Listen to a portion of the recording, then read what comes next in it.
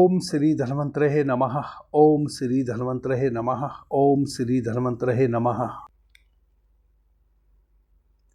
The yoga city channel पर आप सभी मित्रों का आज की चर्चा में मैं स्वागत करता हूं। आदरणीय मित्रों, जो चर्चा आज आपके समक्ष में करने जा रहा हूं वह चर्चा बड़ी महत्वपूर्ण है। पूरे भारतवर्ष से मुझे सुनने वाले जो श्रावक हैं उन्होंने मुझे तुरंत इस विषय पर चर्चा करने के लिए विवश किया है।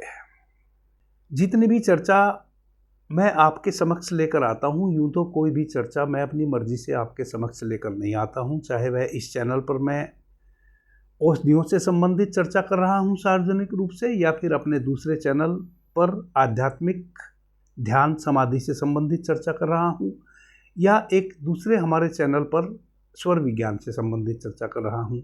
जितनी भी चर्चा किसी भी चैनल पर मेरे द्वारा की जा रही है वह सब आपके विशेष अनुरोध पर ही की जा रही है।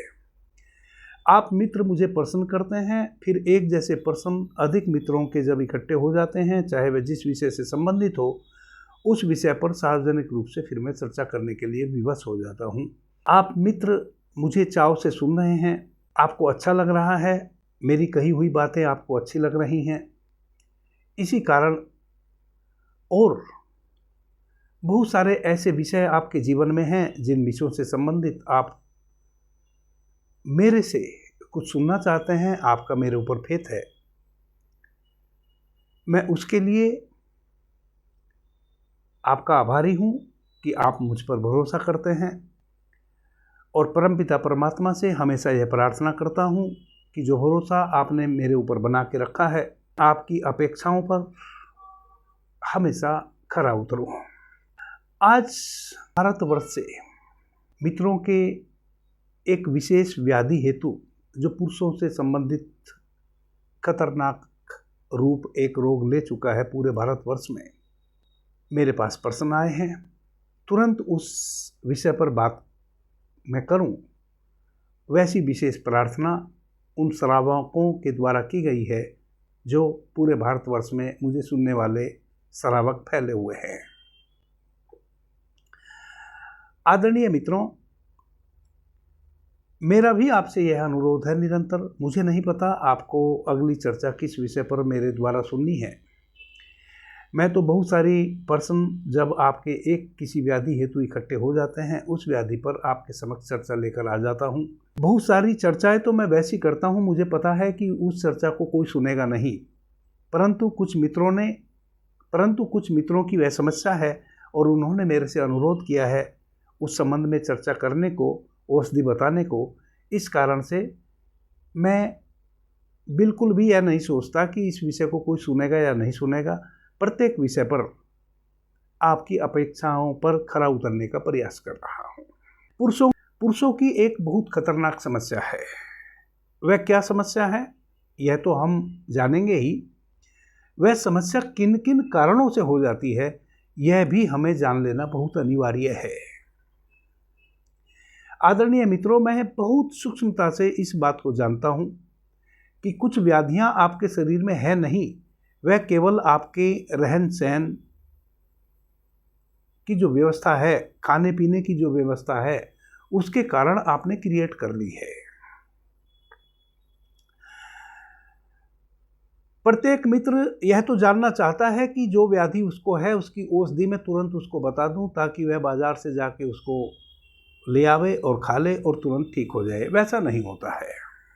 कोई भी व्याधि है उसकी औषधियाँ भी हैं, और कुछ औषधियाँ तो वैसी हैं जो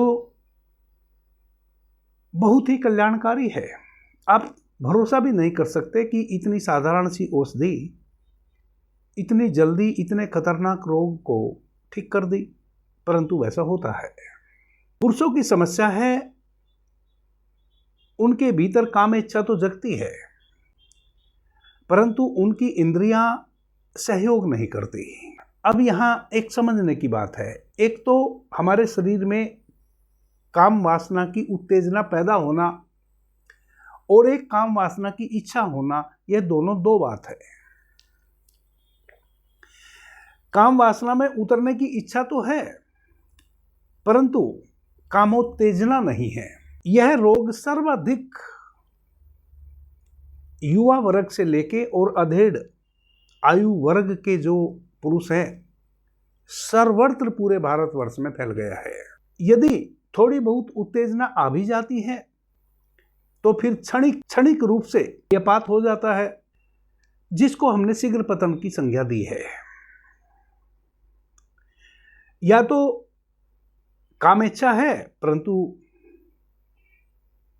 काम शक्ति नहीं है, और यदि उत्तेजना आ भी गई तो तुरंत वीर्य का संकलन हो गया, अक्षरण हो गया, या अभी लिंगेंद्रिया उत्थित भी नहीं हुई, वीर्य का संकलन हो गया।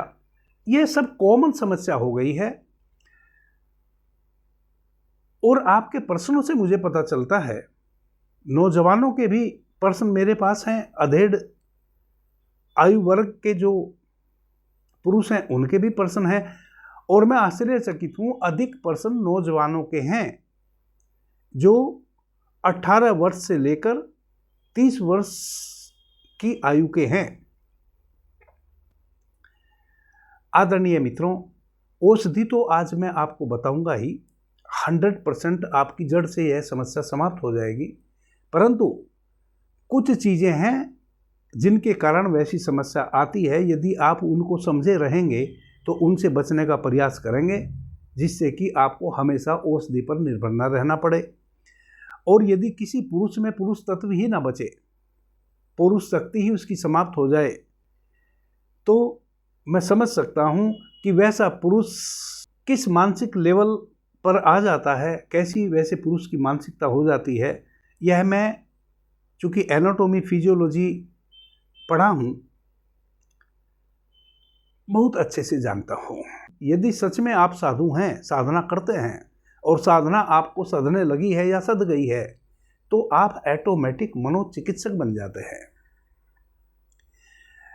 मनोरोगों को आप बहुत सूक्ष्मता से समझने लगते हैं, क्योंकि सारी की सारी साधना मन की है। जब एक संत, महात्मा, सन्यासी साधना करता है तो उसकी साधना में सबसे बड़ा जो रोड़ा है वह मन ही अटकाता है।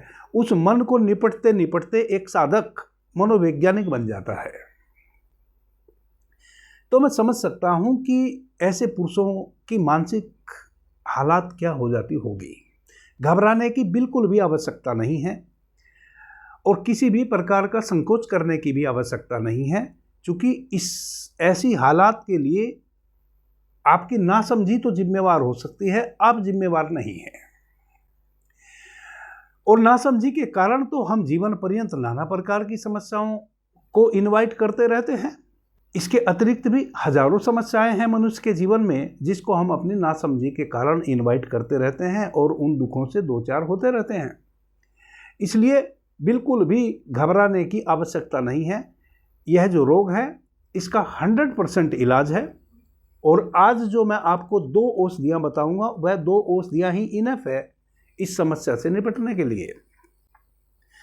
परंतु 2-3 चीजें और आपको ध्यान में रख लेनी चाहिए। जैसे जो नौजवान हैं उनके मुझे प्रश्न आए हैं, जब वह मुझे प्रश्न करते हैं तो रिक्वेस्ट करते हैं कि गुरुजी किसी को कहना मत। यह हिचकिचाहट आपको क्यों है? हालांकि किसी की भी बात मैं क्यों किसी को कहूँगा, और मेरे पास उतना समय कहाँ है। मेरे पास तो उतना भी समय नहीं है कि मैं आपकी बात अच्छे से सुन लूँ, तो आपकी बात दूसरों को मैं कहूँ उसके लिए तो मेरे पास रत्ती भर भी समय नहीं है। आप बिल्कुल संकोच ना करें, मैं किसी को कुछ नहीं कहूँगा। और मैं आपसे यह भी निवेदन करूँगा कि आप इस बात की घबराहट भी ना लेवें कि आपके साथ कुछ अनीतिपूर्ण हो गया है या आपका इसमें कोई दोष है या आप वैसी किसी व्याधि से ग्रस्त हो गए हैं जिसका कोई निदान ना हो। यह बस एक निराशा है आपकी मन की, चिंता ना करें। यदि आपके टेस्टिकल्स में, हाइड्रोसील में, अंडकोश में किसी कारण से कभी चोट लग जाए, कई बार छोटे छोटे बच्चे साइकिल चलाना सीखते हैं, साइकिल से गिरते हैं। कई बार साइकिल सीखने के क्रम में कई बार साइकिल की सीट से अंडकोश में चोट लग जाती है, जिस कारण से भी जब आप जवान होते हैं तो यह समस्या आपको आ सकती है। अत्यधिक धूम्रपान इत्यादि आपने कर लिया हो तो यह समस्या आ सकती है। अत्यधिक किसी भी प्रकार का नशा, चाहे वह सूखा नशा हो या शराब इत्यादि का नशा हो, कम आयु में लगातार आपने कर लिया है तो यह समस्या आ सकती है। किसी खतरनाक व्याधि से आप ग्रस्त रहे हों, उसके लिए एंटीबायोटिक औषधियां आपकी अधिक चली हों तो यह समस्या आ सकती है। आपको सही प्रकार से पोषण ना मिल रहा हो तो यह समस्या आ सकती है। आपके जीवन में निरंतर किसी भी विषय को लेके अत्यधिक तनाव रहा हो, वर्तमान में या पूर्व में, तो भी आप इस व्याधि से ग्रस्त हो सकते हैं। यदि आप मधुमेह जैसी घातक व्याधि से ग्रस्त है तो आपको यह समस्या आ सकती है। यदि आपने अत्यधिक हस्त मैथुन कर लिया है गलत संगत में पड़ के तो आपको यह समस्या आ सकती है। और यदि आप अधेड़ हैं और हमेशा उत्तेजित रहे हैं, किसी भी पर स्त्री को देख के उत्तेजना से भरे रहे हैं और वैसा सतत आपके जीवन में वर्षों तक यह उत्तेजना चलती रही है तो आपको यह समस्या आ सकती है। उत्तेजना निरंतर बनी रहे और किसी कारण से सेक्सुअल एक्टिविटीज में वह उतर ना पावे, इसको कहते हैं अधूरी कामेच्छा। कामेच्छा तो रोज जग रही है, गलत पुस्तकें पढ़ने से, गलत फिल्में देखने से, गलत फोटोज देखने से, न्यूड फिल्में देखने से, या प्रत्येक आती जाती स्त्री के संबंध में बुरा विचार करने से, तो निरंतर उत्तेजना जैसी स्थितियों में बने रहना, इस कारण से भी आगे चल के वर्ष 2 वर्ष यदि आपने इस प्रकार से अपने जीवन को जिया तो भी आपकी वैसी स्थिति आ सकती है। किन्हीं किन्हीं पुरुषों के सामने यह भी समस्या होती है कि जब वह पहली बार सहवास में उतरते हैं तो उनको एक भय बना रहता है, और एक बार यदि भय व्याप्त हो जाए भीतर तो वह शीघ्र पतन के रोगी हो जाते हैं। यदि आप किसी भी कारण से सहवास की स्थिति में भयभीत हैं, भयभीत अवस्था में हमेशा आप शीघ्र पतन के रोगी बन जाएंगे। और फिर जैसे जैसे आप भयातुर स्थिति में सहवास में उतरेंगे तो स्वाभाविक है शीघ्र पतन हो जाना। वैसी स्थिति में कभी भी आप उस भय से वापस मुक्त नहीं हो पाएंगे, क्योंकि शीघ्र पतन के रोगी हो गए। धीरे धीरे भय बढ़ता चला जाएगा, आपको भीतर लगने लगेगा कि शायद आप स्त्री प्रसंग के काबिल नहीं हैं, भीतर हीन भावना आ जाएगी। बहुत सारे कारण हैं इस सिचुएशन को आने के पीछे। आदरणीय मित्रों, किन्हीं को यदि उपंदस हो जाए, सूजाक हो जाए, उपंदस सूजाक की व्याधि हो जाए, उनको भी यौन दुर्बलता घेर लेती है, उनके भीतर भी यौन शक्ति समाप्त हो जाती है। जो पुरुष निरंतर अत्यधिक चटपटा, खटाई, तला हुआ भोज्य पदार्थ निरंतर ग्रहण करते हों, उनके भीतर भी धीरे धीरे कामेच्छा समाप्त हो जाती है, यौन शक्ति क्षीण हो जाती है। जिन मित्रों का ब्लड प्रेशर लो रहता हो, लो बीपी के जो पेशेंट हों, वैसे पुरुष चाहे किसी भी आयु वर्ग के हों, उनकी भी यौन शक्ति बिल्कुल क्षीण हो जाती है। उनके भीतर तो फिर कामेच्छा भी होनी बंद हो जाती है, चूंकि उनके ब्रेन को सही रक्त मिलता नहीं।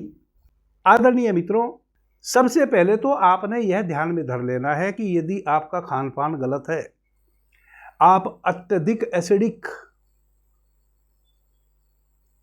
चीजों का सेवन कर रहे हैं, अत्यधिक खटाई, चरपरा, मिर्च इत्यादि बहुत अधिक, बासी, कुचिष्ट, देर से डाइजेस्ट होने वाले भोज्य पदार्थ निरंतर सेवन कर रहे हैं, तो धीरे धीरे आपके भीतर उनकी शक्ति समाप्त हो जाएगी। यदि आप लंबे समय से किसी व्याधि से ग्रस्त है तो काम की शक्ति समाप्त हो जाएगी। यदि आपका बीपी लो रहता है तो काम शक्ति की कमी हो जाएगी। यदि आप निरंतर किसी शोक में डूबे हुए हैं, किसी चिंता में डूबे हुए हैं, फिक्र में डूबे हुए हैं और यह सिलसिला निरंतर चल रहा है तो आपके भीतर काम शक्ति की कमी हो जाएगी। काम शक्ति की कमी होना और काम वासना की कमी होना, दोनों में फर्क समझ लो। काम इच्छा तो भीतर से है परंतु काम शक्ति नहीं है। निरंतर यदि आप स्त्रियों के ही विषय में विचार करते रहते हैं, गंदी फिल्में देखते हैं, गंदे फोटोज देखते हैं,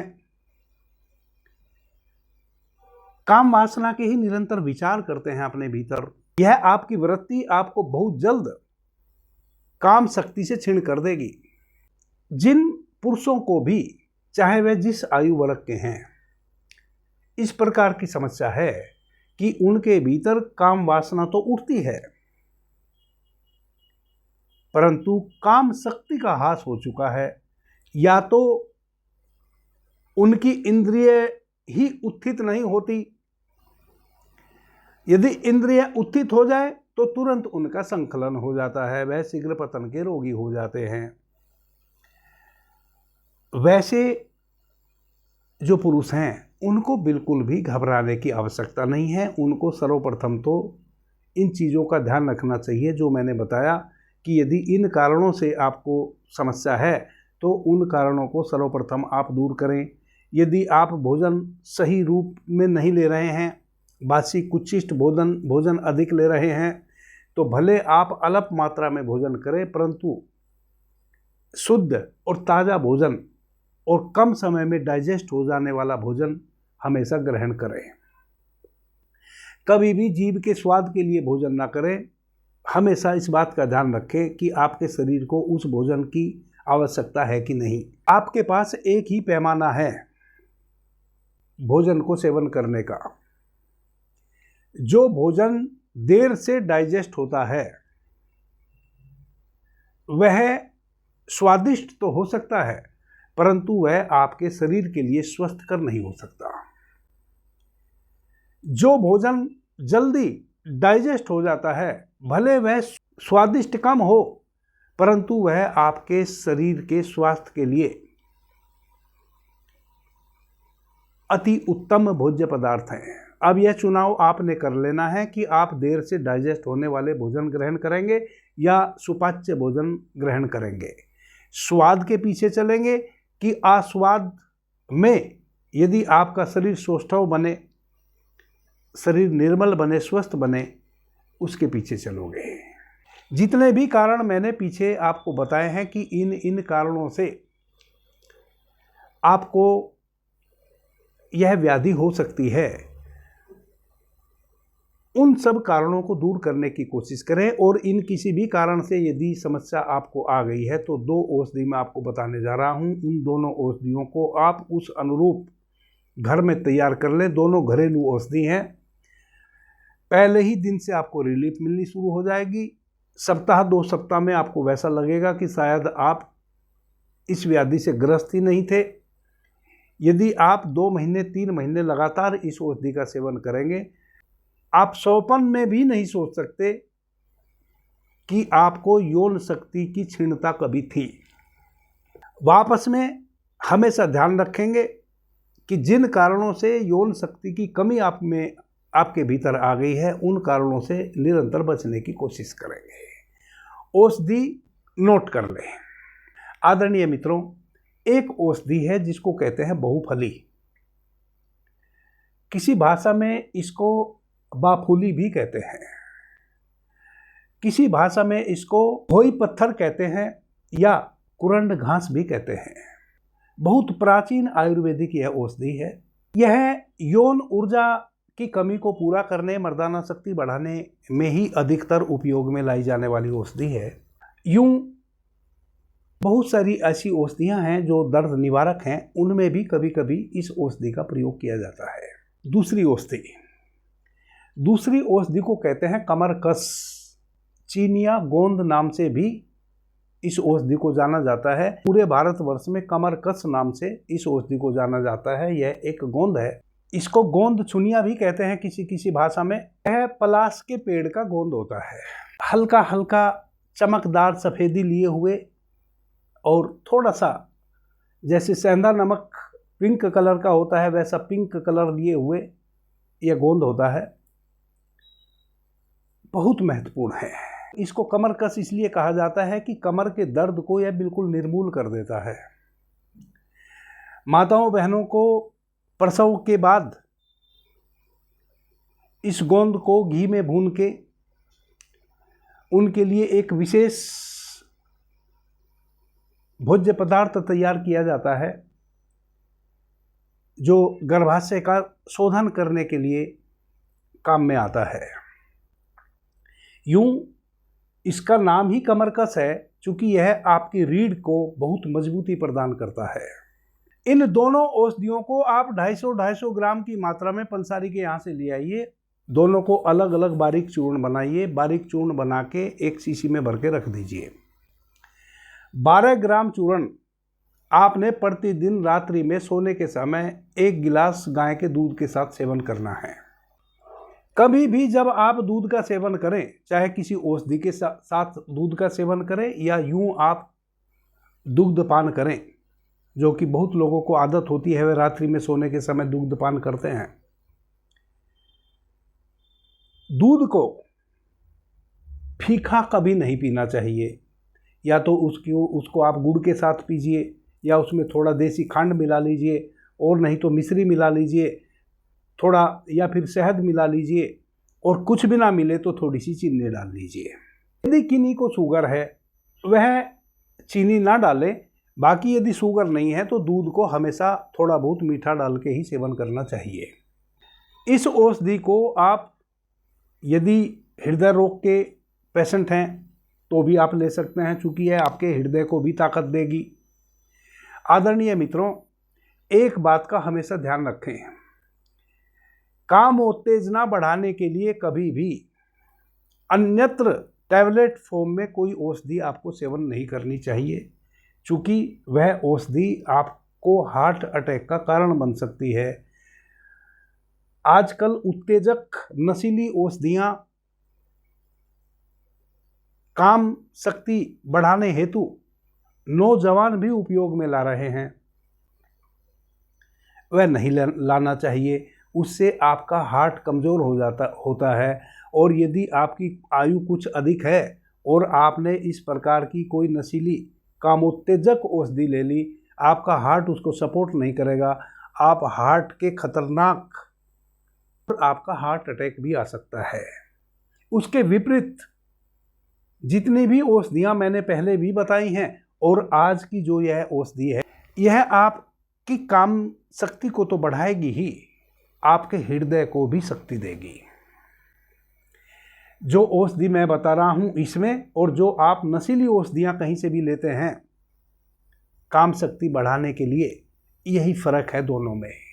भी औषधि स्टोर पर से खरीद के खाएंगे, किसी भी दिन हार्ट अटैक से मृत्यु हो जाएगी। आपका हार्ट उसको सपोर्ट करेगा कि नहीं? प्लस वह सभी औषधियाँ धीरे धीरे आपके हार्ट को वीक करती हैं। एकमात्र यह जो घरेलू औषधियाँ हैं, यह आपकी मूल समस्या को भी समाप्त करती हैं। इसके अतिरिक्त आपके हृदय को भी शक्ति बल प्रदान करती हैं, आपके फुफ्फुस को भी यानी कि आपके लंग्स को भी शक्ति प्रदान करती हैं। यह इस औषधि का आपको साइड इफ़ेक्ट समझिए। इस औषधि का साइड इफ़ेक्ट क्या है? साइड इफ़ेक्ट यह है कि यदि आप हृदय से कमज़ोर हैं, आपके हृदय को शक्ति प्रदान करेगी। यदि आपके लंग्स में कमजोरी है, वीक है, आपके लंग्स को भी शक्ति प्रदान करेगी। यदि आपके शरीर में वायु प्रकुपित है, वायु के रोग रहते हैं, कभी कहीं दर्द कभी कहीं दर्द, ऐटोमेटिक आपके शरीर के दर्द को भी निकाल के बाहर कर देगी और आपके पाचन संस्थान को तो स्ट्रॉन्ग करेगी ही। कभी भी इस प्रकार की घरेलू औषधि ही इस तरह की समस्याओं में सेवन करनी चाहिए। किसी के कहने से, कहीं पढ़ के या कहीं जान के, किसी पत्र पत्रिका में या किसी मेडिकल स्टोर से। खतरनाक नशीली औषधियों से बचने का प्रयास करें, वरना तो जीवन बहुत थोड़ा सा रह जाएगा। अभी के लिए इतना ही। आपने मुझे ध्यान से प्रेम से सुना, उससे मैं बहुत अनुग्रहित हूँ। सभी मित्रों को मेरा प्रणाम, धन्यवाद। हर हर महादेव।